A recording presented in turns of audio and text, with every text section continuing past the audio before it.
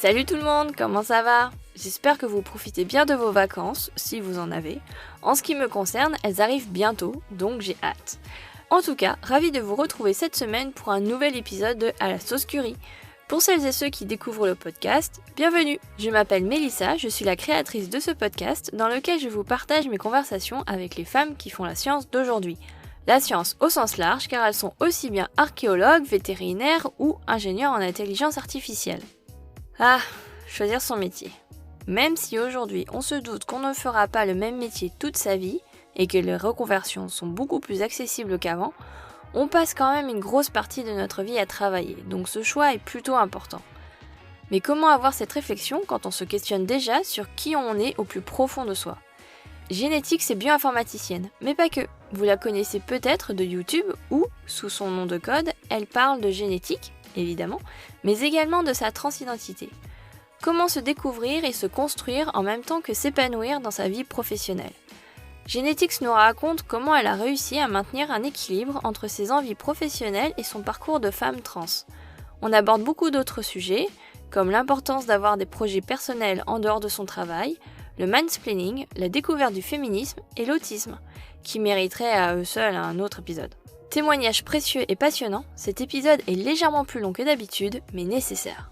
Sinon, si vous aimez ce podcast, comme d'habitude, n'hésitez pas à vous abonner, me laisser un commentaire gentil et mettre 5 étoiles sur votre appli de podcast. Ça me permet de faire grandir ce podcast, mais aussi ça me permet de vous connaître un peu plus et d'échanger avec vous. J'aime beaucoup lire vos retours, ça m'aide énormément à faire évoluer ce podcast. Cet épisode, ainsi que tous les précédents, sont disponibles sur votre appli de podcast, mais également sur YouTube et sur le site internet alasaucecurie.com. Pour ne rien rater de l'actu, il y a les réseaux sociaux, Instagram, Twitter, Facebook. D'ailleurs, si vous avez des questions sur le podcast ou mon parcours, c'est maintenant qu'il faut me les poser. Si vous écoutez cet épisode le jour de sa sortie, j'enregistre mon épisode FAQ demain, donc après, il sera trop tard. Merci beaucoup pour votre écoute et pour votre soutien. N'hésitez pas à en parler autour de vous et à le partager. C'est le meilleur moyen pour faire grandir ce podcast. On se retrouve samedi dans 2 semaines. Sur ce, je vous laisse avec Genetics. Bonjour Genetics. Bonjour. Comment ça va? Très bien, très bien. Il y a un beau soleil, mais je peux pas trop en profiter avec le confinement. Mais... Ouais, je vois ça avec la vidéo. Merci beaucoup d'avoir accepté cette interview.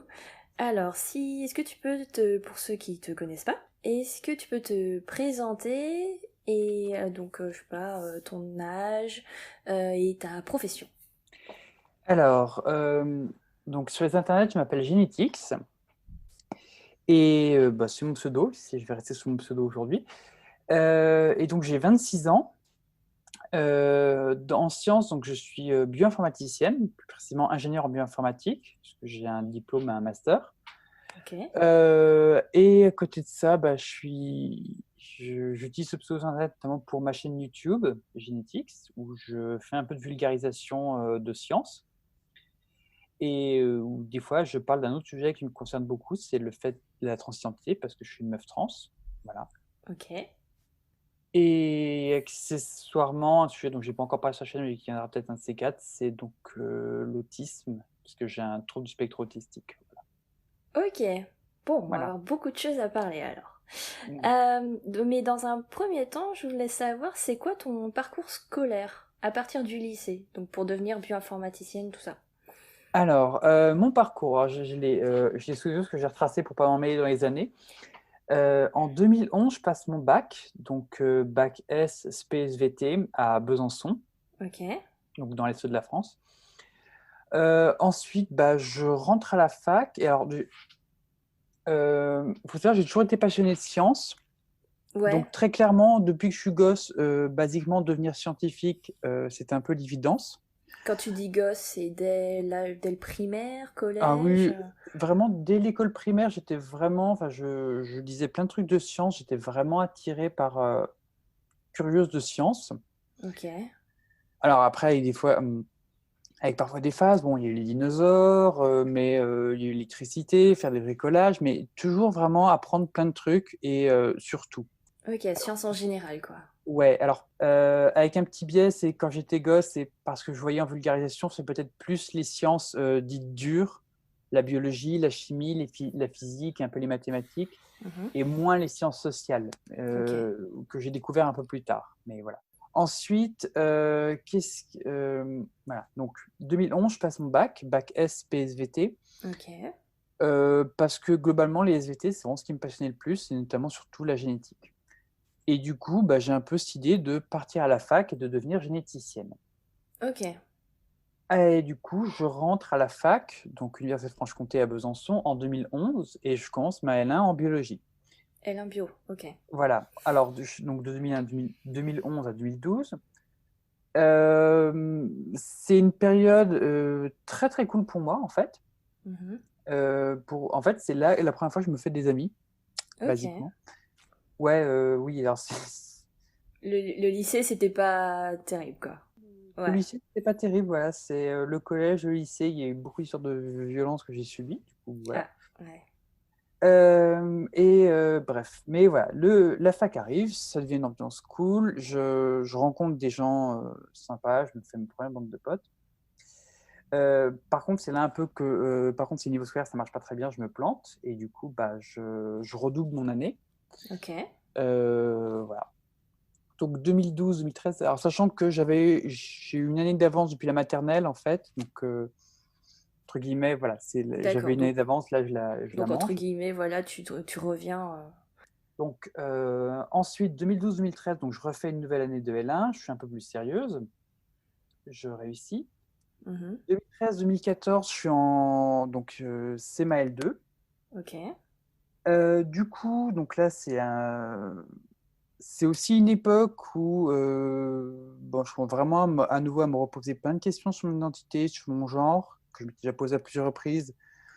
Euh, En me disant, je suis peut-être vraiment une meuf, même si tout le monde croit que je suis un mec, etc. Et voilà. Je commence à vraiment plus supporter l'ambiance chez mes parents. Et donc, c'est à ce moment-là qu'en fait, déjà, je commence à réfléchir à partir de chez mes parents et d'aller dans une autre fac pour être pour être loin de mon père. Ok. C'est aussi cette année-là, à l'occasion comment? On avait une unité on avait une UE de formation professionnelle avec différents trucs, et notamment, en fait, il fallait qu'on se renseigne sur notre futur métier. Et donc, moi, dans Mhm. ma tête, le futur métier, c'était le généticien, enfin généticienne. Ok. Et en fait, je me renseigne, et du coup, je vais à l'ONICEP, donc le truc pour l'orientation scolaire, et on avait un papier à remplir, effectivement, avec tout un tas de choses. Il fallait trouver le salaire, etc. Du coup, moi, je me rends à l'ONICEP, je regarde les fiches métiers. Et ces fiches métiers-là sont très bien faites. Et je découvre, en fait, il y a un petit encadré avec d'autres métiers qui ressemblent. Lié à la Et, génétique. alors, il y a lié à la génétique. Et du coup, Ok. sur ces fiches génétiques, ils proposent d'autres métiers, dont la bioinformatique. Et je ne connaissais pas du tout. Ouais. Je me dis, qu'est-ce que c'est?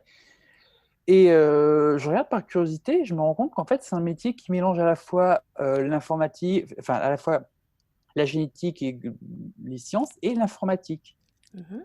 Et pour moi, à l'époque, l'informatique, c'est un peu un petit hobby comme ça. J'ai appris un peu à coder quelques trucs très simples dans mon coin. Enfin, j'ai appris. T'étais déjà intéressé un peu par Voilà. l'informatique Et donc, à du coup, je me côté. dis, mais là, j'ai quelque chose qui rassemble tout ce que j'aime. Je me dis, Ouais. tiens, ça peut être intéressant. Bon, je continue. Dans le cadre de ce tueux, à un moment, on est chargé effectivement d'appeler des professionnels qui font de la bioinformatique. Mhm. Alors, c'est pas très facile, donc finalement, je finis par trouver la solution pour trouver des gens qui font de la bioinformatique, c'est de trouver des enseignants en bioinformatique. Et je vais en contacter deux, en fait, en enregistrant et en leur posant des questions pour préparer un dossier comme ça pour ces tueurs. Et là, je me dis, mais quand j'entends ces gens parler, ça a l'air vraiment intéressant, la bioinformatique. Et je me dis, c'est peut-être ça que j'ai vraiment envie de faire. Ouais, trop cool. Et donc, du coup, je commence à me renseigner sur les matières, les facs où on peut faire un master en bioinformatique. Et alors, un peu coup de bol pour la situation perso, c'est qu'en fait, il n'y en a pas à Besançon. Ok. Et du coup, bah, en fait, il y en a plusieurs un peu dans toute la France. Et pour différentes raisons, et notamment un peu, bah, je vais aller à Sud-Rennes, en fait. Et donc, du coup, je vais arrêter ma L3, mais je vais aller la faire à Rennes, en fait, comme ça. Ok. À la fois, bon, pour moi, ça me permet d'éloigner de mes parents, et puis etc. Puis, Et donc c'était la bonne voilà. occasion d'être dans le bon parcours pour aller vers la bioinformatique. Ouais. Et ça permet, en plus, le fait d'être en L3, déjà, il y avait un peu d'introduction à la bioinformatique, ça me permet de prendre pied sur place. Mhm.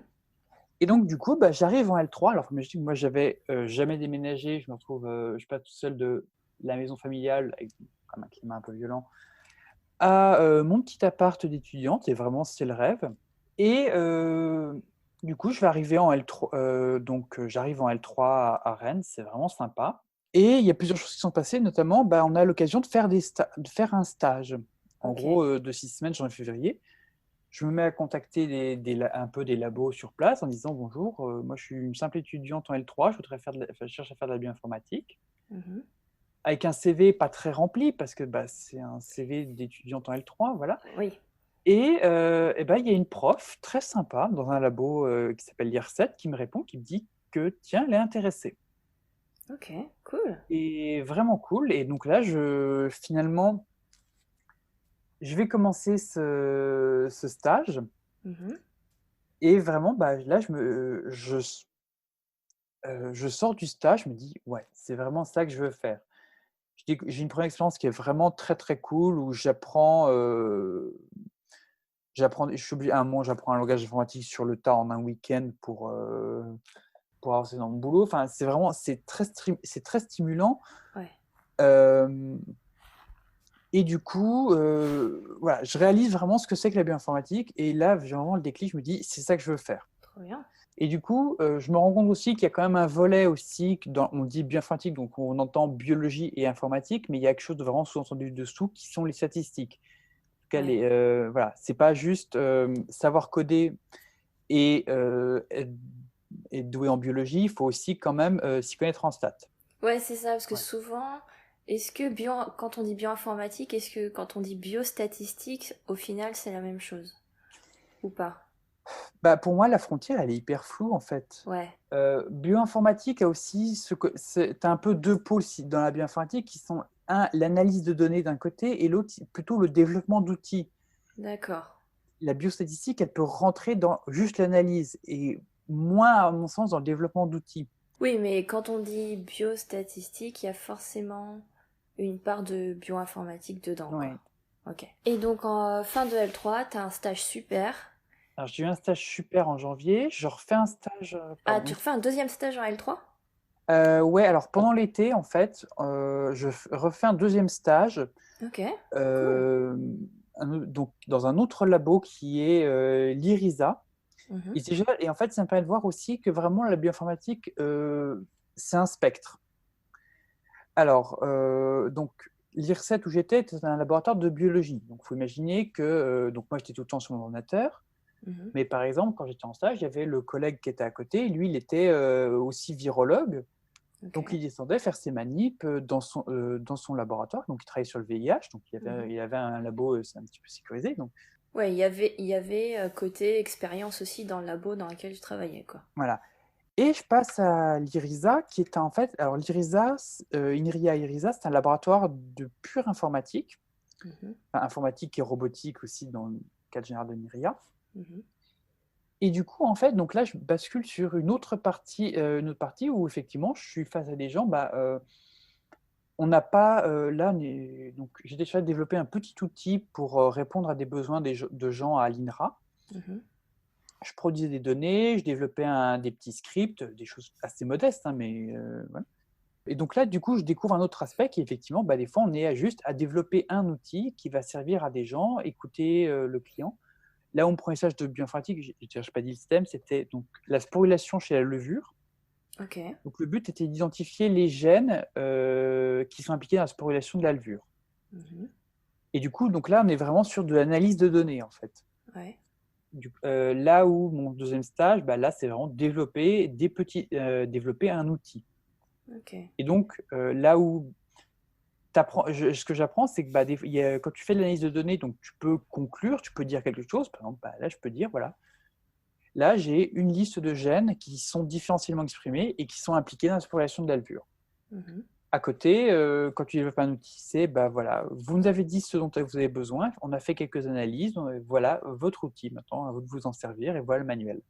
Ok. Quand tu passes de l'un à l'autre, c'est des fois un peu déstabilisant en fait, mais voilà. Bah, au moins, tu as pu voir deux aspects différents du métier en deux stages, en fait, très Ouais. rapidement. Ouais. Et là, franchement, enfin, ces deux stages-là de L3, ont vraiment été ma chance en fait. Voilà. Mhm. Et du coup, ensuite, en 2015, je rentre en master en fait. Master bioinformatique, Alors, là. alors pour être exact, master de bioinformatique et génomique, donc c'est celui de Rennes. Ok. Master dit Big. Que dire? Alors moi, je rentre, dès le début, vraiment, je suis intéressé. Il y a des cours d'informatique. Alors, comme je suis un peu une touche à tout, en fait, le premier semestre, j'apprends presque rien en informatique, si ce n'est plutôt une formalisation, en fait. C'est-à-dire que moi, j'avais plein de connaissances dans tous les sens. Et maintenant, en fait, je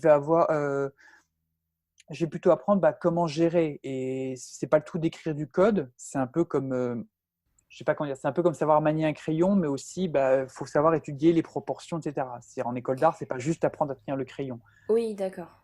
C'est là, là tu rentres vraiment dans le vif du sujet. En gros, tu avais des connaissances assez générales. Maintenant, là, tu te spécialises un peu plus. Alors, c'est surtout, en fait, j'apprends à s'organiser et à aller plus loin. En fait, moi, je savais écrire du code, des instructions plus ou moins simples, mais on apprend notamment ce qu'on appelle l'algorithmique. D'accord, En gros, ok. c'est comment penser son code, comment réfléchir aux instructions. Ok, donc là, tu passes un step, quoi. Tu vas plus loin. Voilà. Ok. Et donc, ce qui m'aide beaucoup, Mhm. deuxième semestre, on passe carrément au langage orienté objet. Donc là, on apprend un langage de Java et en même temps, on apprend la théorie derrière les langages informatiques orientés objet, qui sont les principaux langages informatiques utilisés dans les applications qu'on utilise tous les jours. Mhm. Ensuite, oui, c'était à la fin du semestre, stage, donc nouveau stage, cette fois obligatoire. Mhm. Et du coup, j'arrive dans un autre laboratoire de l'INSERM où je travaille sur les staphylocoques dorés. Ok. Alors, les staphylocoques dorés, ils sont connus parce qu'ils provoquent notamment des infections nosocomiales, donc c'est les infections qu'on attrape dans les hôpitaux. Mhm. Alors, c'est un labo vraiment très biologie. Ils avaient quasiment tout le laboratoire, une grande partie du laboratoire était occupée par les pièces, j'ai envie de dire, de laboratoire classique où tu manipules les bactéries et tout. Oui, ok. Avec les paillasses, etc. Et niveau bioinformatique, qu'ils n'avaient pas forcément trop de. Ouais, c'était pas un labo qui avait beaucoup d'études de la bioinformatique. Du Mhm. coup, pour certains trucs, ils avaient besoin de quelqu'un, et c'est là que je suis arrivé. Ok.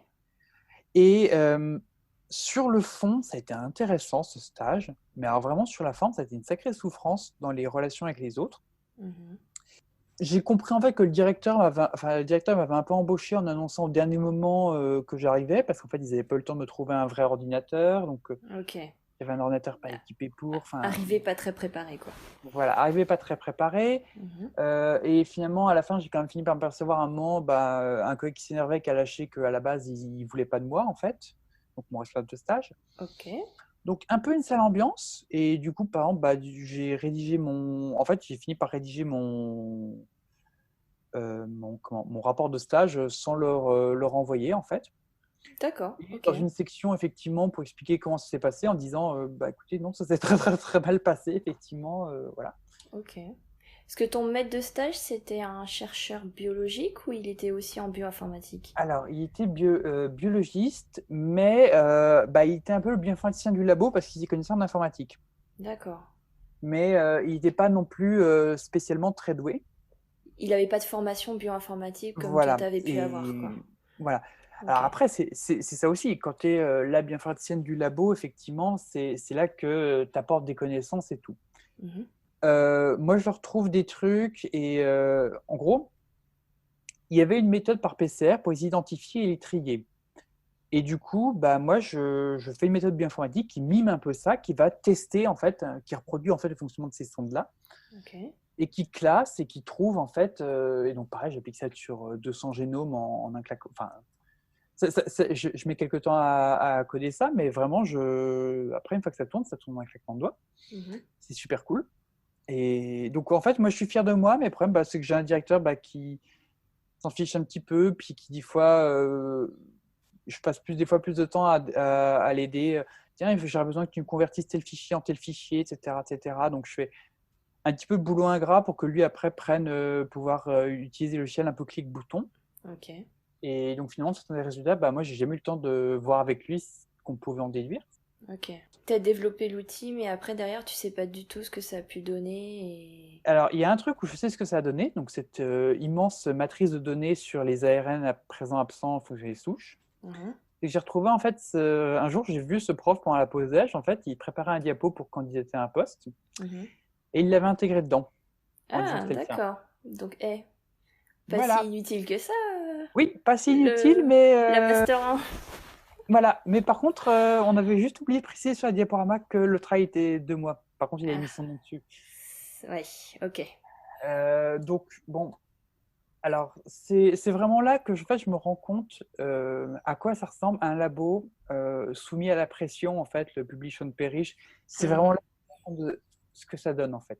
Ouais, Et j'ai un peu de mal avec l'ambiance. ok. Alors, du coup, je fais.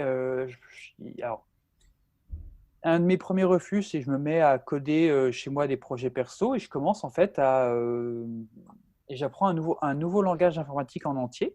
Mhm. Dans le but de. Alors, j'avais appris Java en cours, je me sers de ça pour apprendre un langage qui s'appelle le Swift, Ok. qui me permet de développer des petits jeux sur ma tablette.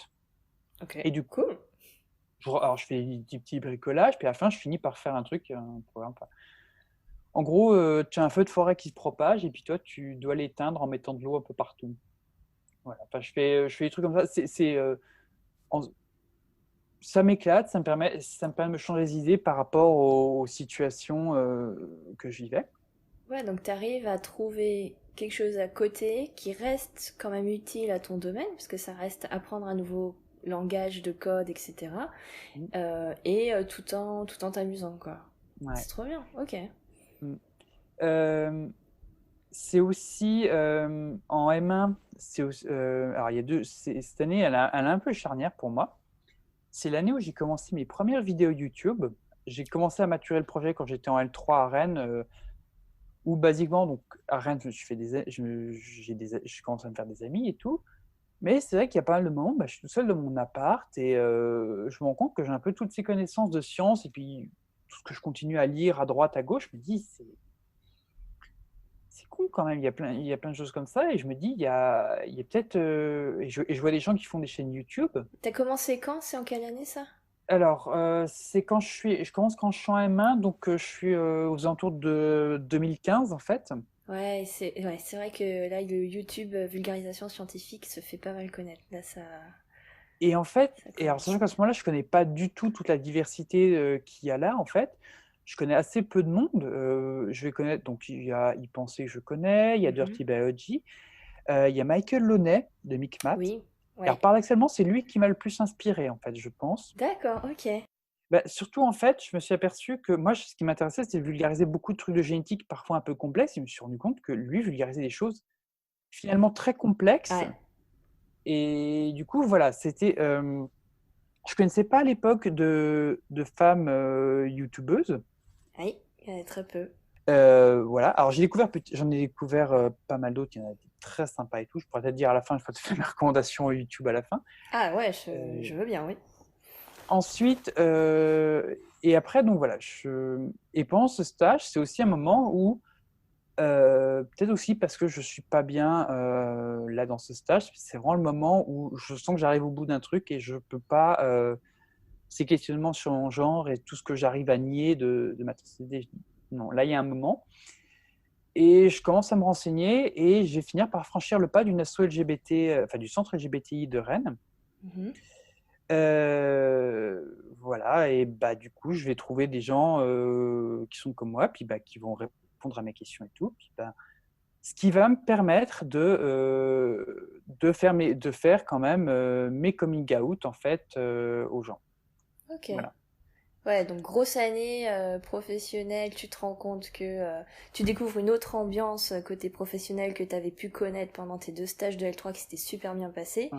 et que donc en même temps ça a déclenché ce côté personnel où bah, ça y est, tu t'oses faire le pas et tu prends ta vie en main, Ouais. quoi.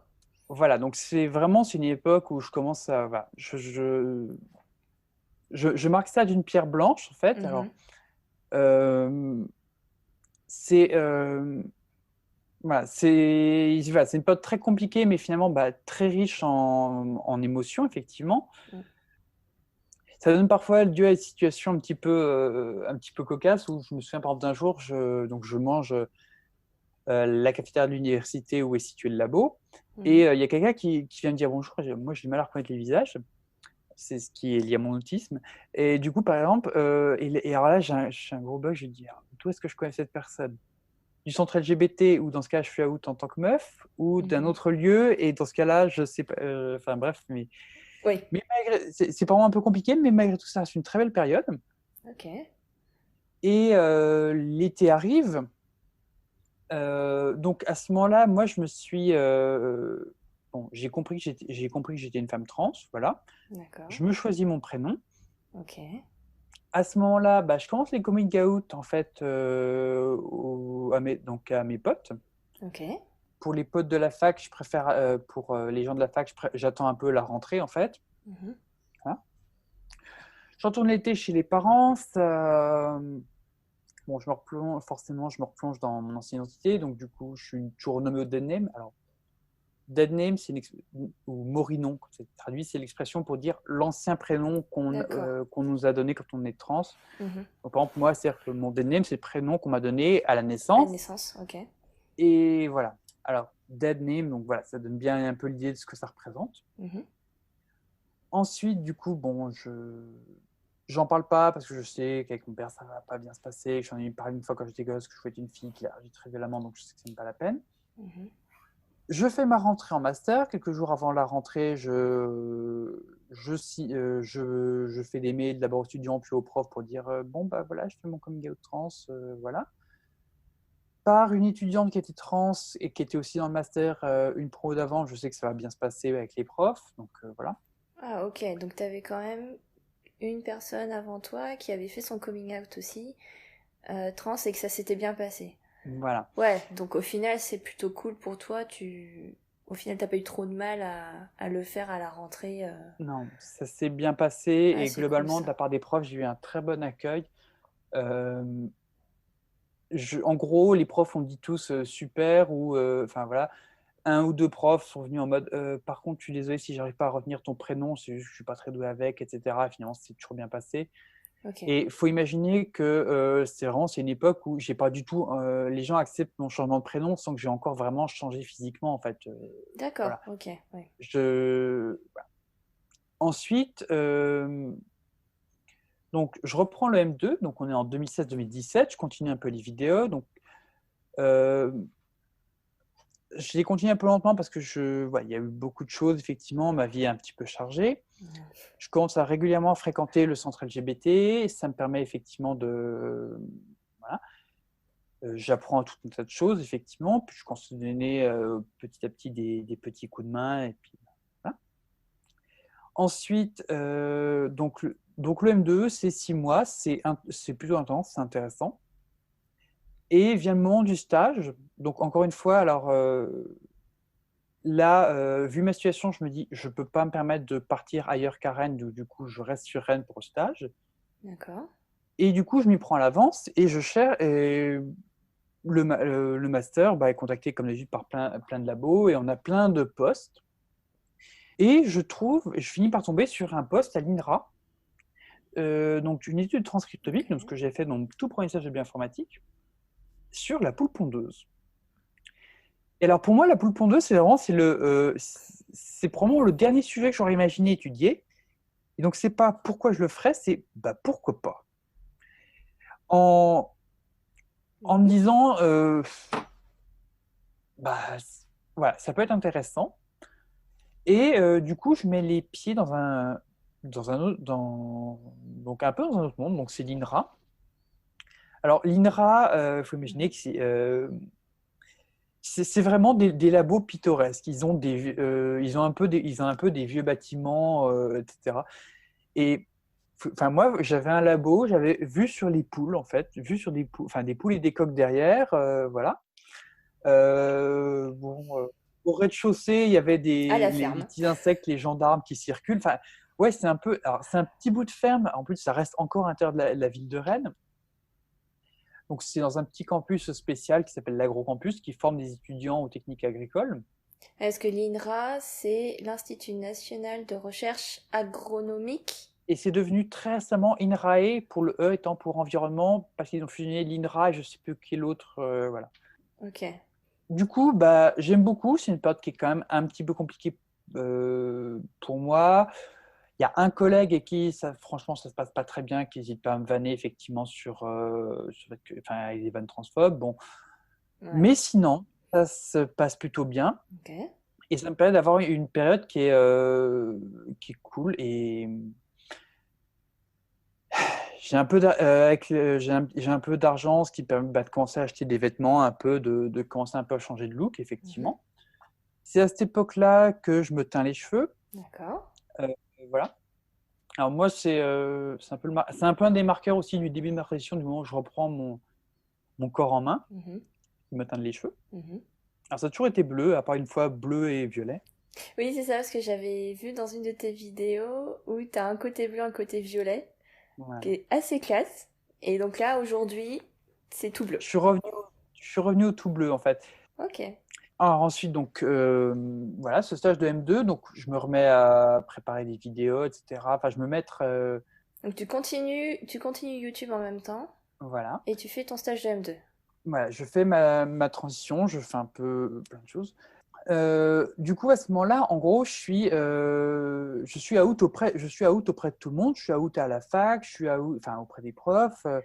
Oui, parce qu'en fait, ton stage de M2, tu l'as commencé en étant femme. Là, t'as pas eu la question de c'était ça mon prénom avant, maintenant c'est ça mon prénom. Alors, je l'ai dit, donc, parce que le problème, c'est que légalement, en fait, le prénom était Ah encore non oui, donné. d'accord, ok, je vois. Oui. Donc, les gens, oralement, en majorité, m'appelaient par mon prénom, Mhm. mais disons que bah, dans les documents administratifs, il fallait laisser mon dead name. T'avais encore ton name, Voilà. ok, ouais. Alors après, quand j'ai fait le coming out, je l'ai fait auprès des profs que j'avais eu en M1 et que je retrouvais en M2. Mhm, J'ai fait un petit peu de pédago auprès d'un ou deux profs nouveau N2, voilà. mhm, Mais ça s'est bien passé. Il y a juste une fois, je devais présenter un mini oral où je vais présenter le futur sujet de mon stage. mhm. Et du coup, je me retrouve avec un prof que j'avais eu en M1, mais comme je savais que je l'aurais pas en M2, je n'avais pas fait le coming out parce que c'était déjà quand même Ok. assez compliqué comme ça. Et je mets la première diapo pour présenter, et là, le prof fait, mais je crois qu'il y a une erreur sur votre prénom, je sais pas, vous avez fait une faute de frappe ou autre. Et là, je suis en mode, oui, non, en fait, c'est parce que je suis trans, en fait, donc j'ai fait mon coming out, j'ai changé de prénom, j'ai peut-être oublié de vous mettre dans le mail. Bon, je vais commencer le diapo maintenant, voilà. Oui, Voilà, petit moment de les petits moments gêne. de...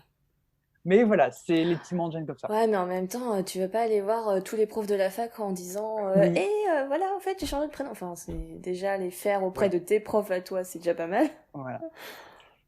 Du coup, à part effectivement ce collègue un peu lourd et pensage d'M2, ça se passe bien. Ok. Mais je suis quand même un petit peu en train de me poser la question de qu'est-ce que je vais faire après. Oui, Et notamment, le but, c'est parce qu'à ce moment-là, donc je vis à Rennes, loin de chez mes parents, mais à un moment, il va quand même falloir effectivement que l'idée étant de gagner mon indépendance, parce que je le cache encore à mes parents, mais disons que je ne pourrais pas le cacher encore très longtemps. mhm, La chance à ce moment-là, c'est qu'on avait un peu abandonné Skype, du coup, bah, ça me permet de ne pas avoir trop à montrer de photos de moi, et du coup, bah, ah tiens, t'as mis les cheveux bleus, mhm. tiens, t'as un collier, c'est nouveau ça, enfin tiens, voilà, plein de choses, plein de marqueurs effectivement de féminité qui étaient en train de s'ajouter dont mes parents ne se rendaient pas compte. Mhm. Euh, et en fait, un peu coup de bol, je reçois un mail relayé par un de mes profs, et du coup, bah, il y a eu un labo de l'INSERM qui cherche quelqu'un, et un peu en urgence en fait. Ils ont besoin ils ont besoin de quelqu'un pour faire le développement sur un serveur, Ok. pour traiter des données médicales. Du coup, moi, je vois l'offre, je me dis, ah, ça coche plein de choses. C'est à Rennes, ça me permet de ne pas avoir à déménager. Mm. C'est intéressant, c'est du développement en plus. C'est hyper intéressant. Je postule, j'envoie mon CV comme ça, et finalement, bah, Et en plus, en fait, le prof qui avait transmis ça me recommande un petit peu chaleureusement. Super. Et du coup, voilà, finalement, en fait, je suis embauché. Et donc, pour l'anecdote, en fait, c'est-à-dire que le lundi, on me disait, c'est bon, t'es embauché. Le jeudi ou le vendredi, je passais mon oral soutenance de master. Donc, en fait, j'avais mon contrat avant même d'avoir officiellement fini mon master. Situation parfaite. Voilà. Et du coup, je m'engage pour 2 ans. Ok. Alors, c'est aussi parce que je voulais pas faire de thèse tout de suite, parce que tout un tas de choses font que le master a quand même été un peu difficile. Je suis un peu presque au bord de la dépression, effectivement. Mhm. Du coup, je me dis, peut-être plutôt un job classique pendant 2 ans, ça me donnait le temps de me retaper, d'avancer ma transition, de faire tout un tas de papiers, etc. Et du coup, et du coup, j'ai commencé ce contrat-là de 2 ans. Ok. Et ils m'ont tellement bien apprécié qu'ils m'ont prolongé de 6 mois et qu'encore à la fin, ils étaient encore prêts à me prolonger de plus d'un an. Ok. Mais moi, le 1 an supplémentaire, j'ai refusé. Ok. Et du coup, voilà. Donc, du coup, été 2017, je finis mon master. Août 2017, je commence mon job. Parfait. Voilà. Du coup, et après arrive octobre-novembre 2017, je fais le coming out à mes parents. Du coup, je perds un peu le contact. Je dois déménager un peu de mon appart qui était payé par mes parents. Mhm. Mais du coup, je commence ce job qui est au début vraiment très sympa. Ok. Et donc, je suis chargé de développer un serveur qui va traiter des données médicales. Alors, Donc là, t'es plus côté bio, là tu passes un peu plus analyse de données de patients, c'est ça? alors même pas. C'est développement d'un outil. Parce qu'en fait, donc, j'ai déjà expliqué le contexte du projet, puis après, je vais revenir sur mon boulot. Le projet de recherche, c'est le projet européen Medirad. Donc, le but, c'est d'étudier l'effet des faibles doses de radioactivité sur la santé humaine. Mhm.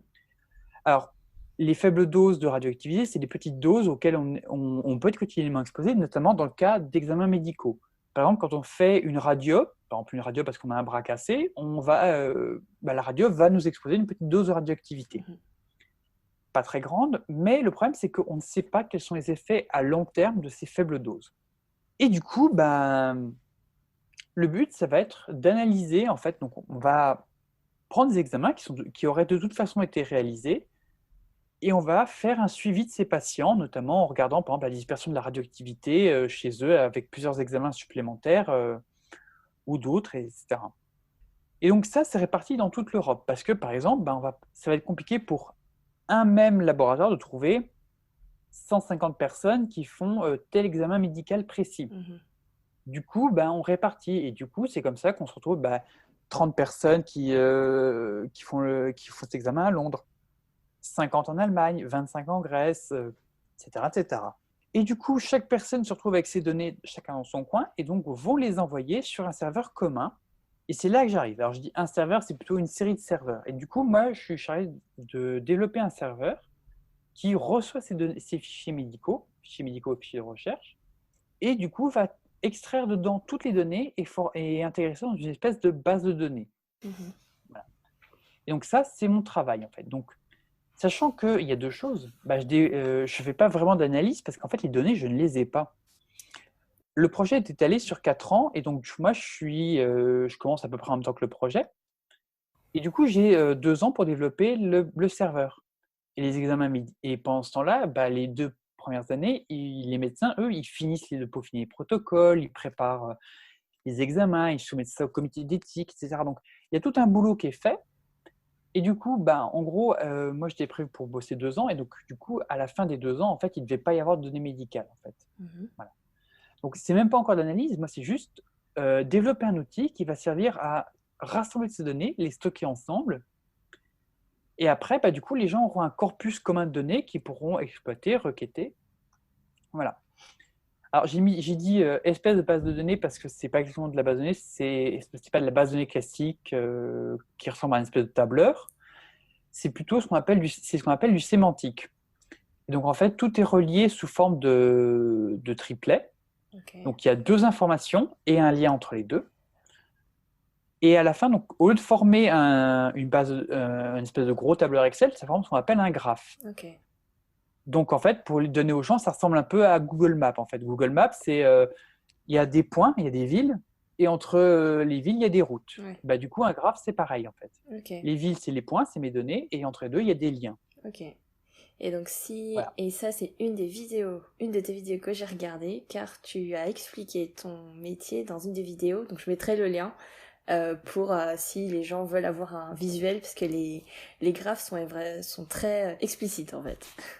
Merci. J'ai essayé de. Oui, alors, pour mes vidéos, j'essaie toujours de faire des animations pour rendre ça très clair en fait. Ouais, non, c'est... pour ça, c'est vraiment... Elles sont vachement bien tes vidéos pour ça, ouais. Et ça, c'est. Moi, je pense que j'étais aussi très marqué par C'est pas sorcier étant gosse avec les maquettes de Jamie. Du coup, Ouais, comme tout le monde, je pense. voilà. Comme tous Oui. les gamins, on est tous passés par là. Et du coup, voilà. Donc ça, c'est mon boulot. Donc, je fais pas d'analyse de données réellement puisque j'ai pas de données. C'est développement d'outils. Je développe un outil, plus précisément un serveur. Et là, en fait, bah, je vais apprendre sur le tas un peu des choses que tu peux pas trop apprendre à la fac quand tu fais des petits projets. C'est comment mener un projet au long cours. Oui.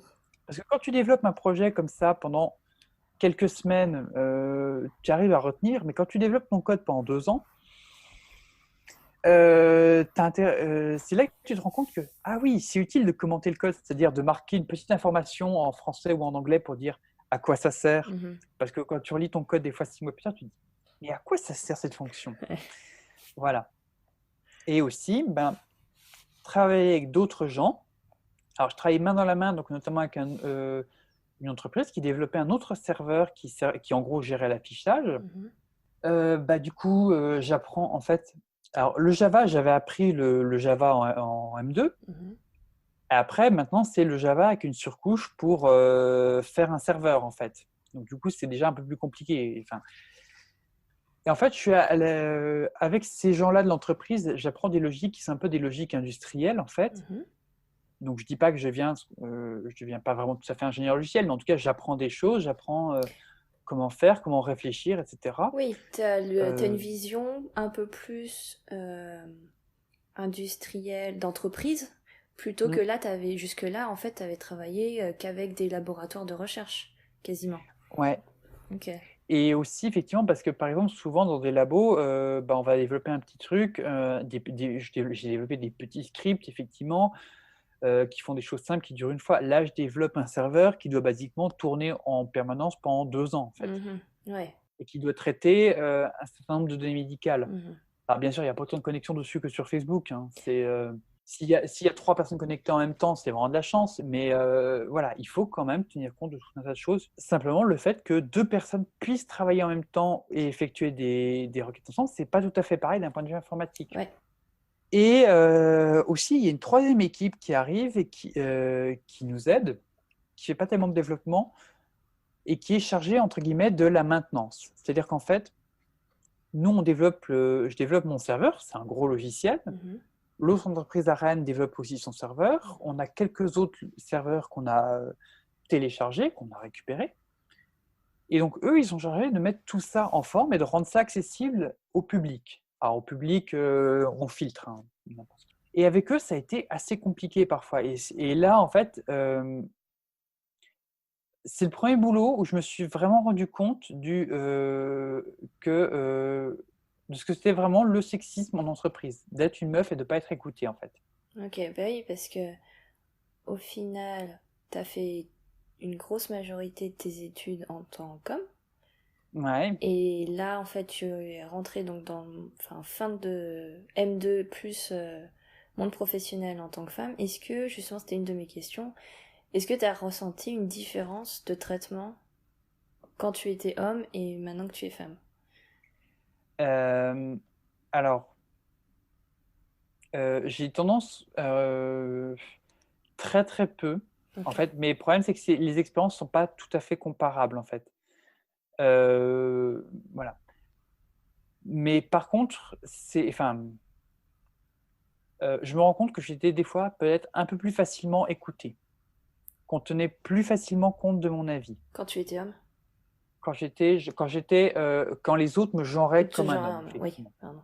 Voilà. Alors, il y a Stage M2 qui est cette période un peu floue, en fait, mais vraiment à partir de là, là, je suis en tant que femme, effectivement. Je suis là, je suis avec mes cheveux bleus, j'ai un style un peu affirmé, un petit peu, donc voilà. Du coup, là, vraiment, je me rends compte et en fait, c'est vraiment dans les relations avec certains de ses collègues, donc qui étaient basés en Suisse Mmh. et en fait, je me rends vraiment compte que, c'est avec eux les premiers que je parle, ils m'écoutent pas, en fait et du coup, donc ces gens-là, on était en conférence avec eux Mmh. et en fait, c'est, je m'aperçois en le rationalisant, c'est par exemple, un collègue qui tape au clavier, mais alors il tape super fort au clavier, donc vraiment ça s'entend. Mmh. Bon, c'est déjà pas très respectueux. Je m'aperçois qu'il tape au clavier uniquement quand c'est moi qui parle Super. et voilà et c'est même que et cette même équipe, en fait, donc qui était chargée, du coup, ils recevaient nos logiciels, ils étaient chargés, en fait, de les installer et de pouvoir les tester. Mmh. C'était déjà un peu compliqué avec eux, mais je m'aperçois, en fait, du coup, à un moment, j'ai moi et le collègue de l'entreprise, et on est les 2 capables de générer le truc. Mmh. Du coup, l'autre collègue est pas là. Je lui dis: «Bah, écoute, moi, je te l'envoie». Il fait: «Non, non, mais je veux que ce soit, ton collègue qui le fasse». Je lui dis: «Mais j'ai les mêmes outils et je préfère que ce soit lui, pas toi». OK. Et du coup, enfin, c'est-à-dire le collègue a fait 2 jours plus tard la même manip que moi quand il est rentré. Mmh.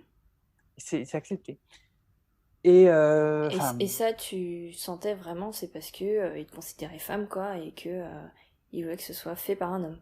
disons qu'en fait, chacun de ces éléments pris séparément, tu peux te dire à chaque fois, tu peux trouver une excuse, en fait. Ouais. Mais du coup, c'est un peu la répétition, tu te dis: «Non, là, il y a un moment, c'est trop» et aussi, bon, c'est une époque où en fait, je commence à vo mon corps change, je compte vraiment à ma en tant que femme, effectivement, et je commence à voir aussi d'autres changements. Le simple fait de traverser un passage piéton, tout d'un coup, quand tu es genrée comme une femme, les voitures s'arrêtent beaucoup plus Ah! et OK. je commence à m'intéresser aux sciences sociales et à lire un peu de choses sur le féminisme, en fait Mmh. et du coup, je commence, en fait, comme ça, à relier un peu, des choses que je lis à des choses que je vis, en fait Ouais. et surtout, je pense qu'il y a tout un tas de choses qui m'échappent assez globalement, mais il y a parfois quelques points comme ça où vraiment, comme le fait que le collègue tape au clavier spécifiquement quand moi je parle, Mmh. là, il y a quelque chose, je me dis: «Non, là, il y a une espèce d'exemple chimiquement pur et vraiment, voilà». C'est pas une coïncidence, quoi. Voilà, c'est un moment et à partir du moment où il y a cet exemple chimiquement pur, tu peux dire: «OK, donc les autres, c'est peut-être aussi du sexisme, en fait» Mmh. et je pense que peut-être un des bouquins, qui m'a peut-être le plus marqué féministe, c'est le bouquin de Mona Chollet sur les sorcières. Ouais, je l'ai pas lu, mais j'en ai beaucoup entendu parler, ouais. Mona Chollet, c'est une référence, quoi, dans le féminisme. Et en plus, j'ai l'impression qu'il y a eu un certain succès Mhm. et du coup, j'agrège des choses que parfois que j'avais lues un petit peu par-ci par-là, puis et d'autres choses que je découvre et vraiment c'est, voilà, moi c'est un peu une révélation et du coup, voilà, là je me mets à dire: «Voilà, OK, entre ces lectures-là et ce que je vis, vraiment je commence à comprendre ce que c'est que le sexisme» Mhm. et là je me rends compte effectivement que, comprendre le sexisme quand on n'y est pas confronté, c'est quand même très compliqué. Mhm. Et du coup, je commence à sentir le sexisme. Et après, c'est des collègues aussi, ces collègues-là suisses, j'ai vraiment commencé à. Et c'est vraiment là que j'ai commencé à souffrir avec eux, Ok. un peu à cause de leur sexisme, mais aussi effectivement euh, par tout un tas de choses où vraiment, ils me pourrissaient mon travail. Oui, se faire ignorer à son travail, c'est pas vraiment ce qu'on appelle un environnement épanouissant, quoi. Parce que donc faut savoir que dans l'équipe du projet, hein, Mhm. vraiment du projet, j'étais la seule meuf. Ok. Et sinon, c'était que des mecs. Après, ce qui se passe, c'est que dans mon labo, donc il y a beaucoup d'autres gens qui travaillent sur d'autres projets et j'ai d'autres. Je suis pas la seule meuf. Mhm. Et du coup, ouais, ça permet que quand même à l'intérieur du labo, notamment quand je sors de mon bureau et que je suis plus tout quand je suis plus sur le projet, c'est vrai que ça permet d'avoir une autre ambiance. C'est vrai que tout d'un coup, par exemple, en tant que meuf trans, quand tout d'un coup, tu as une autre meuf qui vient et puis qui, du coup, vient te parler de meuf à meuf, de ses problèmes de couple, etc. En même temps, je me dis, ouais, là, je suis, entre guillemets, valorisée en tant que meuf. Enfin, je passe une étape, et c'est une étape positive. Mhm. Et c'est ça, dans un parcours de meuf trans, tu as souvent ces moments où tu valides, où tu vois, ou que dans le regard des autres, tu deviens valide en tant que femme, en fait, où Mhm. les gens te valident. parce qu'ils te mettent à traiter comme tel. Mhm. Et alors, il y a les positifs et les négatifs. C'est vrai que quand tu te fais quand t'as les insultes dans la rue, le fait de te traiter de salope, donc du coup, ça valide, mais c'est pas positif. Oui, Mais par contre, quand tu as de la validation qui est positive comme ça, par une collègue qui vient de parler de tes problèmes de couple, etc., là, c'est cool, en fait. Voilà. Et donc là, c'est aussi des expériences qui sont dans ce laboratoire qui sont très cool pour moi. ok, donc tu as eu du négatif, mais aussi du positif, plus peut-être côté personnel en tant que, ben, ça y est, maintenant les gens me considèrent vraiment comme une femme et il n'y a pas de... Et il n'y a pas de question, Ouais. quoi. Enfin, Voilà. ok. Et ensuite, il y a la dernière partie de mon boulot. Donc, à un moment, je suis prolongé 6 mois. Alors, une astuce, c'est qu'à la base, ils avaient prévu un postdoc pour 2 ans. Mhm, Et sinon, ils m'ont recruté moi en tant qu'ingénieur sorti de master. Donc, mhm. du coup, salaire moindre. Du coup, ils pouvaient me prolonger de 6 mois Ok. avec l'enveloppe de salaire qui restait. Bah, ça m'intéresse. Et c'est vrai que là, je commence à développer en fait les XML pour interagir, pour que les gens qui ont des données de recherche puissent les stocker en fait aussi.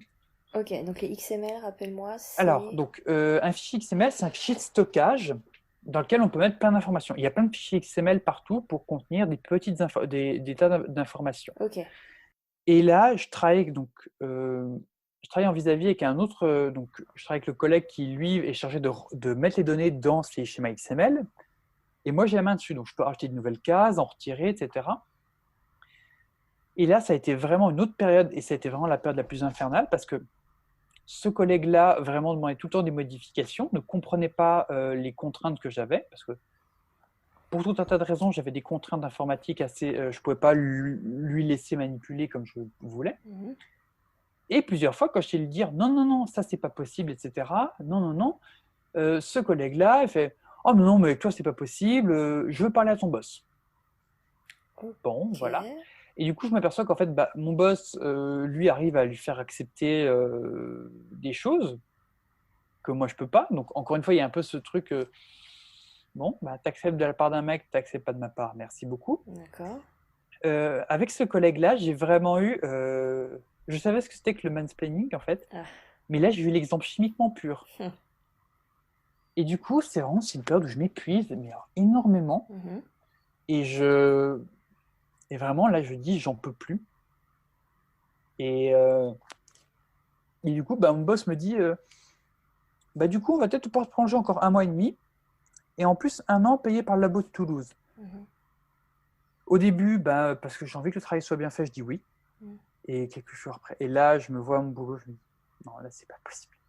J'arrête. Et plusieurs fois que des médecins, notamment bah, la médecin qui me suit les hormones, me dit non, il faut que vous arrêtiez ce boulot, vu ce que vous me décrivez. Du coup, bah... Ok. Et du coup, j'ai arrêté. Donc, mon boulot s'est fini le 15 mars. Ok. Donc là, moins d'une semaine après le confinement commençait. Donc là, j'ai commencé ma vie de chômeuse en confinement. Ok. Et du coup, ça a été une expérience où vraiment, bah, j'ai vu tout ce qu'il pouvait y avoir un peu de... Enfin, entre mes stages et cet emploi-là, j'ai vu tout ce qu'il pouvait y avoir de toxique dans le milieu de la recherche, dans le milieu académique. Mhm. Et en même temps, tout ce qu'il pouvait y avoir de beau, en fait. Mhm. Et voilà. Ouais, c'est vrai qu'entre tes stages et là, au final, ton premier job, et qui a duré quand même 2 ans et demi, Ouais. t'as une belle expérience quand même de bioinformatique, que ce soit dans la recherche, que ce soit euh, développement de serveurs à gros budget, parce que c'est un projet européen, donc Mm. à gros impact, avec application derrière au niveau hospitalier sur patient. Donc tu as vraiment tout un panel qui est vraiment assez sympa. Et pour la suite, alors qu'est-ce que tu verrais là? Profiter donc du confinement pour te donner un break? Alors, le plan que je prévoyais avant le confinement, c'était en gros, je prends là ce qui reste de l'année 2020 pour faire des projets perso. Ok. Voilà. Et en même temps, bah, commencer à regarder pour une thèse. Parce qu'en fait, c'était un peu mon rêve et j'ai un peu. Je ne l'ai pas fait pas forcément du master, mais il y avait toujours cette idée de je veux quand même en faire une. Ok. Donc, j'aimerais bien en faire une. Alors maintenant, je me renseigne et je m'étais dit, si à la fin d'année, je n'ai pas trouvé une thèse, Là, à ce moment-là, je me repose la question et du coup, je vais arrêter de faire autre chose. L'autre chose pourrait être vraiment me reconvertir dans l'informatique, je sais pas, peut-être trouver quelque chose qui me permettrait d'utiliser ce que je sais faire en vulgarisation. Mhm. Et du coup, alors parce que là, pendant ces 2 ans et demi, je me suis pas arrêté niveau développement personnel. Développement personnel, donc de programme informatique pour le perso. Ah oui, donc tu continues à développer aussi des programmes informatiques de ton côté. Ouais. Et notamment, en fait, ce que j'ai développé pendant ces 2 ans et demi, c'est ce que j'ai appelé le générateur de cartes. Ok. Alors, pour essayer d'expliquer aux gens, donc si vous connaissez le jeu Minecraft, c'est un jeu qui, au démarrage d'une nouvelle partie, crée un monde en 3 dimensions, sous forme de blocs, avec des mondes, enfin, différents paysages et tout. Et tout ça à partir de rien. Et chaque fois que vous générez un monde, il y a des milliards de possibilités de mondes. Et des mondes qui sont grands comme 60% de la surface de la planète à peu près. Mhm. Et donc, en fait, moi, ce que je fais, c'est que je génère en deux. Alors, moi, c'est juste en 2 dimensions un monde en utilisant des ressources de jeux vidéo. Et du coup, ça crée une carte qui ressemble à un jeu vidéo. Donc, tout est créé aléatoirement. Il y a des montagnes, des collines, de la mer. Il y a des villages qui sont posés, il y a des forêts, il y a des chemins qui relient à la fois les villages, puis des grottes dans les montagnes. Ok. Et même, chaque ville se voit dotée d'un nom, les villes sont plus ou moins grandes, et tout ça est généré aléatoirement, plus exactement procéduralement. C'est-à-dire vraiment, le programme génère, chaque fois que j'exécute, un nouveau monde Ah oui, donc qui, qui a comment dire, qui a une nouvelle géographie en fait. qui a une nouvelle géographie, une géographie qui est unique et qui est faite avec juste des règles que j'ai fixées dans le code, etc. Mhm. Et voilà, et c'est comme ça que je crée un monde Ok. à chaque fois. Et du coup, ça m'a bien occupé en fait, et c'est devenu un peu un programme refuge notamment pendant les périodes où c'était un peu compliqué en fait. Ok.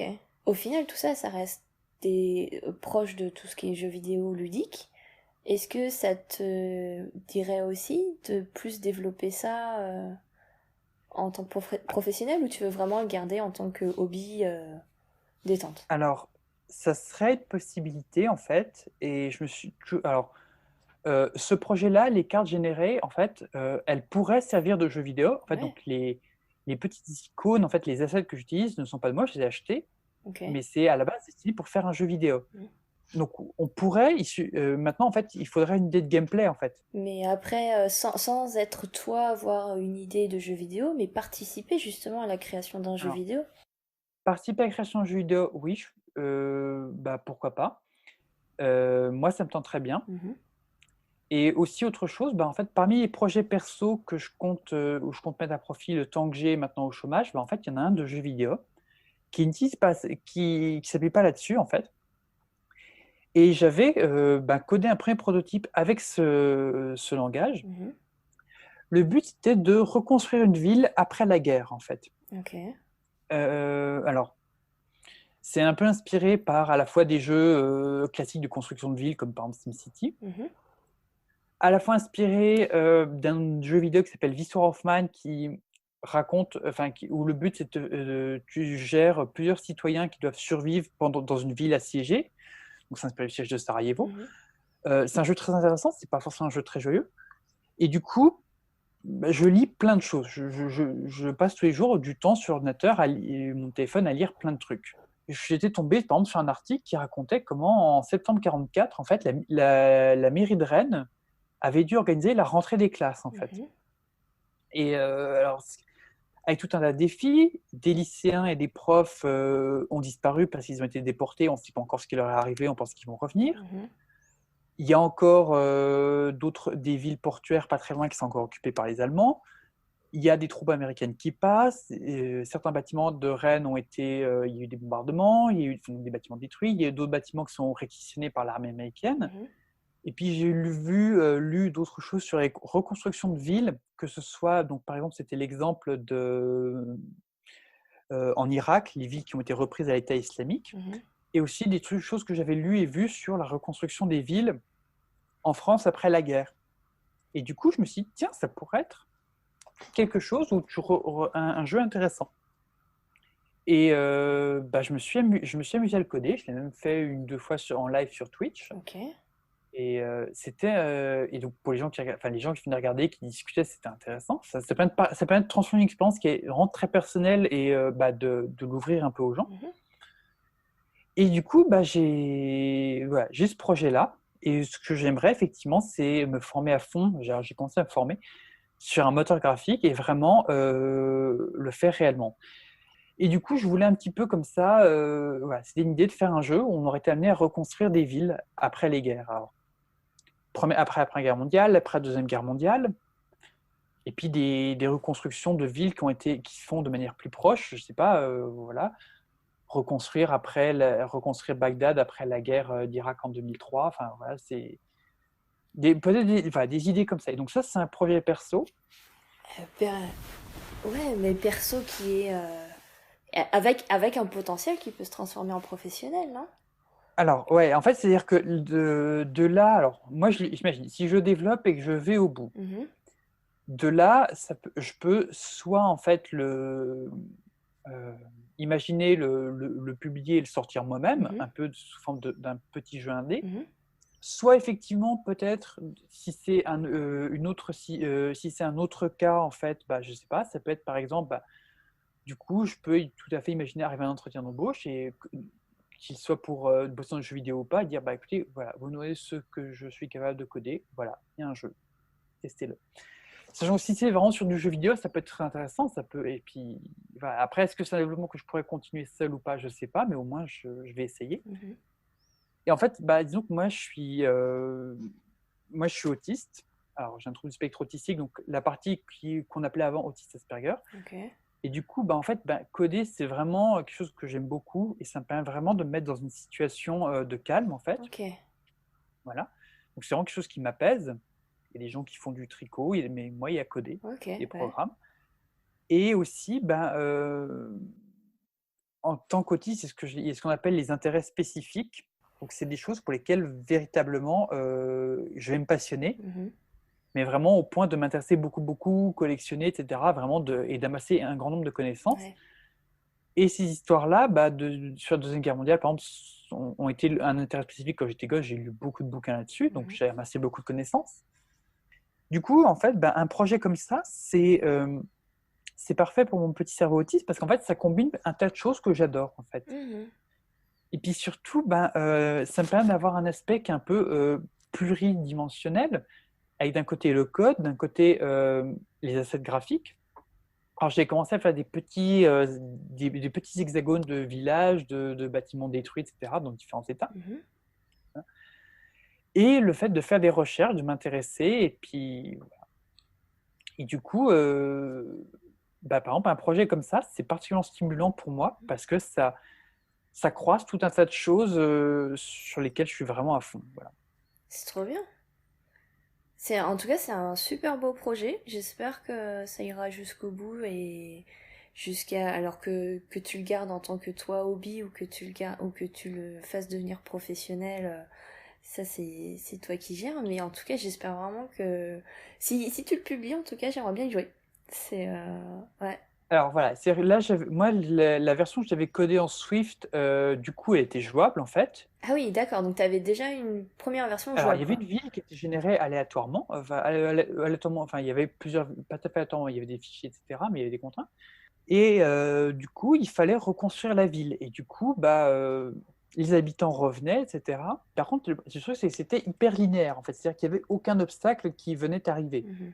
Moi, ce que je voudrais, c'est, notamment en fonction du lieu, etc. Enfin, la reconstruction n'a pas été la même, que ce soit après la Première Guerre mondiale, après la Deuxième Guerre mondiale, ou que ce soit après la Deuxième Guerre mondiale en France ou en URSS, Mhm. etc. Du coup, qu'il y ait un peu des événements qui influent et surtout qu'il y ait des contraintes et qu'il faille gérer un peu le mécontentement. Et que par exemple, du coup, peut-être l'idée étant que la solution parfaite de bien reconstruire parfaitement la ville, ça ne soit pas la meilleure solution parce qu'elle est trop lente pour répondre aux besoins, par Ah exemple. oui, Peut-être oui. beaucoup de gens dans des baraquements. L'idée étant de placer le joueur face à des choix qui, sans être des choix horribles, sont pas tout à fait, sont pas des choix très faciles en fait. Mhm.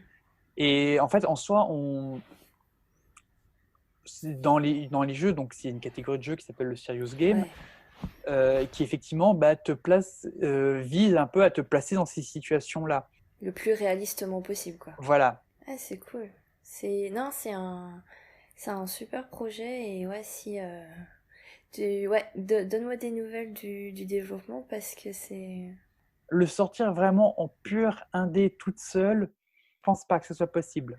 Enfin, je pense pas que ce soit possible de sortir un bon jeu comme ça pour moi. Mais après, peut-être effectivement le développer avec d'autres personnes. Et puis, à partir du moment aussi où j'en parle et tout, peut-être que ça peut, voilà, peut-être que ça peut devenir un projet que je fais avec d'autres personnes qui ont vu le projet et ont dit tiens, ça Mm. m'intéresse.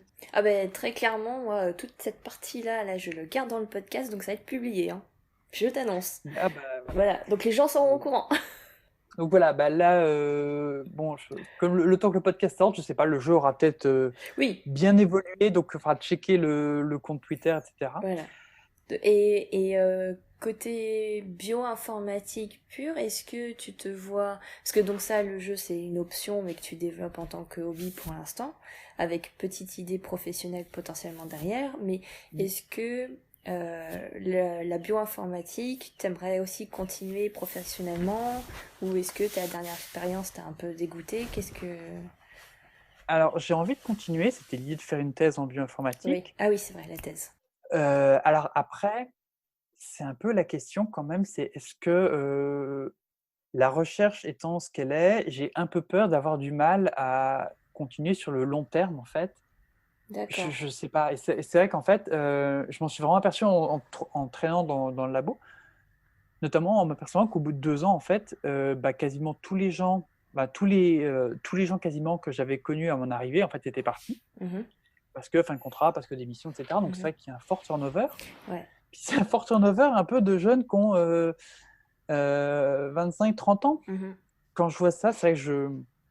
Ouais, ça te dit pas de rester dans une ambiance comme ça où au final les gens restent que 2 ans et partent et C'est vrai que c'est moi qui, encore une fois, mon côté, j'aime bien une certaine stabilité. C'est vrai que ça n'aide pas. mhm.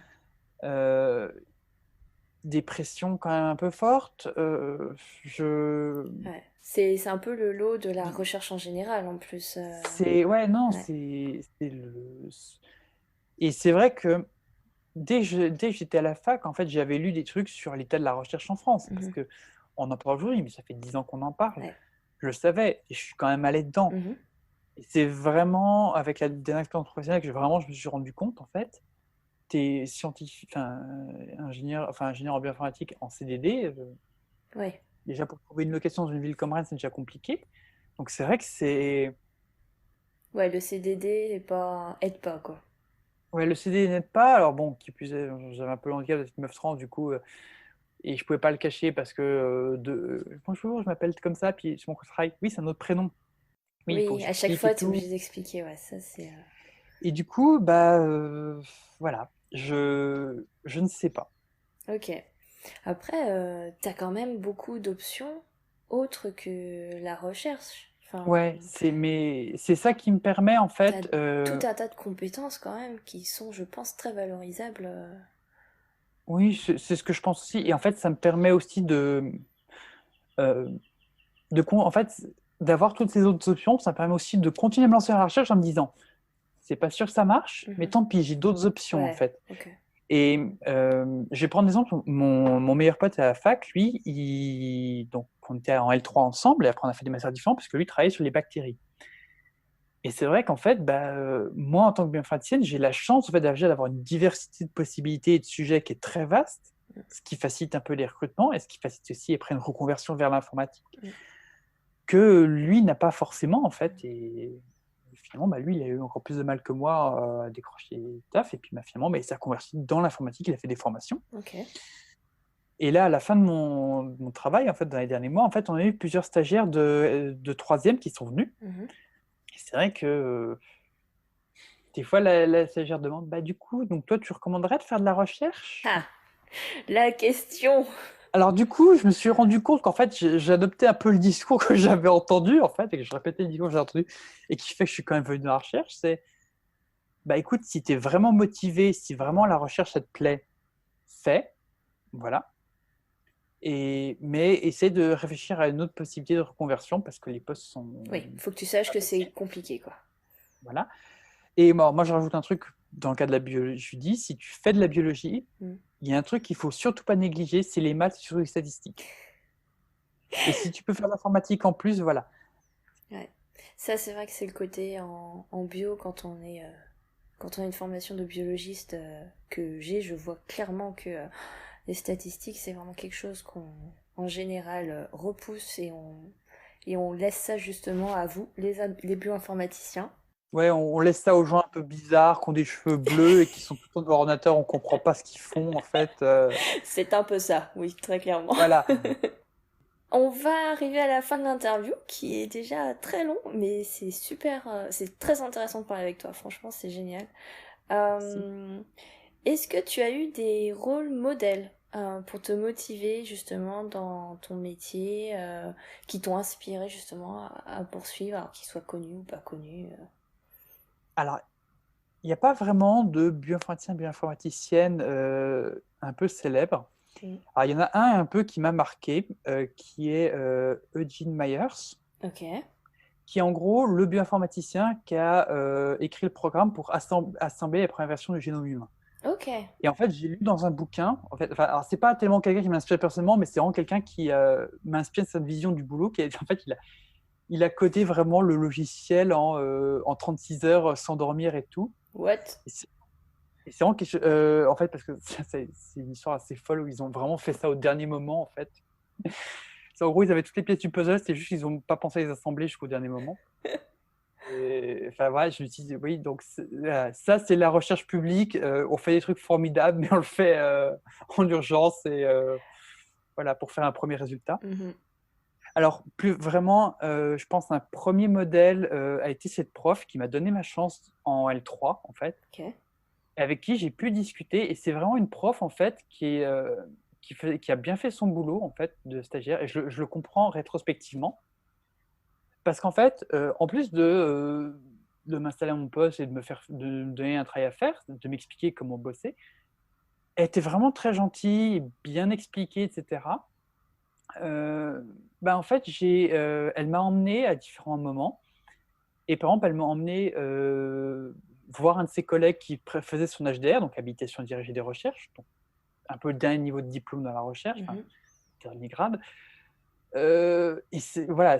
Et du coup, et donc là, un chercheur qui récapitule devant jury ses années de recherche. Et du coup, c'est un truc que tu n'as pas forcément l'occasion de voir, et c'était intéressant. Mm. Elle m'a emmené aussi, il y avait une petite cérémonie de remise des diplômes des gens du master de bioinformatique, en me disant, bah écoute, tu vas voir à quoi ça ressemble, et puis en plus, tu pourras discuter avec eux. Et comme ça, j'ai discuté, moi, petite L3, avec des gens qui faisaient de la bioinformatique, et en me disant, non, mais moi j'ai appris des trucs en informatique, mais je suis nul en informatique. Et là, j'arrive, on me fait, non, mais t'inquiète pas, il y a des gens, ils ne savaient pas du tout coder avant, et puis ils sont devenus des bons bioinformaticiens. Et du coup, après, à la fin du stage, le semestre reprenait, et je l'avais elle en cours, et elle est venue me voir, en fait, bon, ce que tu as fait pendant le stage, en fait, tu as fait tout le programme, donc si tu veux, tu n'es pas obligé de venir. Voilà. Et vraiment, enfin, c'est vraiment une prof qui m'a marqué par sa gentillesse, par sa bienveillance, par ce que j'ai appris, et surtout mettre un stagiaire dans de bonnes conditions pour travailler, ouais, moi ça m'a donné confiance en moi, ça m'a permis de voir que la bioinformatique c'est vraiment ce que je voulais faire, Mhm. et ça, enfin, ces gens de trucs, c'est un bon stage comme ça façonne une vie, enfin, ça a façonné mon orientation professionnelle. Du coup, voilà, je pense que c'est-à-dire, si vraiment je devais avoir un modèle de bioinformaticienne, ça serait elle, cette prof, en fait. Donc voilà, si dans quelques mois elle écoute, voilà, On remercie Madame la prof. voilà. Je pense qu'à mon avis, Elle si, se si vous passez, reconnaîtra. si vous passez le podcast, à mon avis, elle se reconnaîtra en fait, et voilà. Super. Le message est passé. Et dernière question. Quel conseil tu donnerais à une ado, donc collège-lycée, qui veut se lancer dans la science, et donc plus particulièrement dans la bioinformatique? Alors, si une personne veut se lancer dans la bioinformatique, Ouais. alors Bien écouter en maths et ne pas lâcher. Mhm. Être curieuse et ne pas hésiter à apprendre seule à coder. Parce que en cours, on aura une manière de coder, mais du coup, tout le master aura la même. Et c'est vrai qu'apprendre d'autres choses par soi-même, c'est souvent un bon moyen de se distinguer. Mhm. Et cette prof m'avait dit qu'elle aimait bien regarder mon code, parce qu'après, je l'ai eu à nouveau en cours de programmation, parce que mon code avait au moins le mérite d'être un peu original. Je ne sais plus comment elle avait dit ça, mais elle avait dit que mon code était au moins original. C'était agréable de le voir. Mhm. Donc voilà, apprendre par soi-même, ne pas hésiter à tester des nouveaux trucs, parce qu'en informatique, on peut passer du temps à tester et puis on apprend toujours plein de choses en développant en fait. Et du coup, on n'est pas obligé de développer des choses qui nous font plaisir, c'est vraiment le meilleur moyen d'apprendre. Mm. Si je prends le générateur de cartes, j'ai appris plein de choses sur la génération procédurale et des choses sur manipuler les graphes que j'aurais jamais pu apprendre peut-être autrement. Voilà. Donc voilà, et faire des développements perso, essayer. Mm. Et puis un truc tout bête, si on n'a pas d'idée, c'est de voir un programme qu'on aime et de le refaire en fait. Ça, c'est toujours Ouais. une très bonne idée. Ouais. Voilà. Ne pas hésiter à ouvrir les fichiers d'un jeu vidéo pour extraire les ressources. Comment on peut faire ça? Certains jeux, oui, notamment tout ce qui est jeu open source. Ok. Pour ce qui est de la partie biologie sciences, être curieuse, regarder des youtubeurs et des youtubeuses. Du coup, je vais faire à peine la pub pour recommander des vidéastes Ah oui, c'est vrai. en biologie. Enfin, je vais le faire sur la biologie, Mhm. surtout. Alors, Castor Moser, Ouais. qui fait une chaîne YouTube qui est vraiment très sympa, qui parle des animaux, du bestiaire, etc. Elle a sa chaîne YouTube et elle a sa chaîne YouTube sur String Theory. Ouais. Ensuite, alors moi, les gens, je recommande en biologie, donc Tania Louis, Mhm. la chaîne YouTube de Macroscopie, Mhm. qui est un peu en pause, mais qui a fait des choses très sympas. La boîte à curiosité, qui est une nouvelle chaîne YouTube qui a émergé très fort et très bien récemment. Voilà. Sinon, il y a aussi des mecs qui font des choses bien. Alors, je pense à Prof La Blouse, qui fait des vidéos de biologie très sympas. Il y a Melvac qui fait des vidéos orientées sur la mer, c'est très sympa. Ok. D'autres vidéastes aussi. Alors, Micmat pour les maths, Ouais. forcément. Ça, c'est super cool. Et surtout pour une science qui est peut-être aussi mal aimée que les maths. Exactement, Vraiment. ouais. Voilà. Mm. Et en vrai, c'est cool les maths. Et voilà. Je suis une meuf qui, des fois, pour des nuits d'insomnie à 3h du matin, prend un logiciel pour faire des courbes et s'amuse à faire varier les paramètres juste comme ça, jusqu'à obtenir des trucs pas possibles. Fin de la parenthèse. Et qu'est-ce que je recommanderais pour la paléontologie, la chaîne de MOS. Voilà. Et si les gens veulent s'intéresser aux questions de questions queer, LGBT, surtout transidentité, Ouais. je peux que vous recommander. Alors, je vais vous recommander la chaîne d'une pote qui est Yufi Tipui, qui est probablement une des personnes qui parle le mieux de transidentité. Ok. Et je vous recommande la chaîne d'un projet sur lequel je participe, qui est La Nuit Rose, qui est un projet de live en fait où on invite des personnes pour discuter de sujets féministes et queer. Et c'est très sympa. Et il y a des moments où on se marre aussi. Super. Voilà. Eh ben, je mettrai tous les liens de toutes ces recommandations dans la description de l'épisode. Merci beaucoup pour cette long entretien. Vraiment super intéressant. J'ai vraiment kiffé parler avec toi. Merci encore d'avoir accepté cette discussion. De rien. Et puis, merci aussi à la personne qui m'a transmis ton podcast, qui m'a fait découvrir et qui m'a dit ça serait bien que tu la contactes parce que si je l'ai vu passer spontanément, j'aurais peut-être pas osé. Voilà. Mais voilà. Merci aussi à cette personne. Et puis, merci à toi pour ce que tu fais. C'est très cool. Merci beaucoup. Et puis, tu me tiens au courant pour ton jeu et tes prochaines évolutions. Et à bientôt. Avec plaisir. À bientôt. Salut. Merci d'avoir écouté jusqu'ici et encore merci à Genetics pour sa confiance. Si vous avez aimé cet épisode, n'hésitez surtout pas à vous abonner et à le suivre sur les réseaux sociaux. D'ici là, prenez soin de vous. Ciao!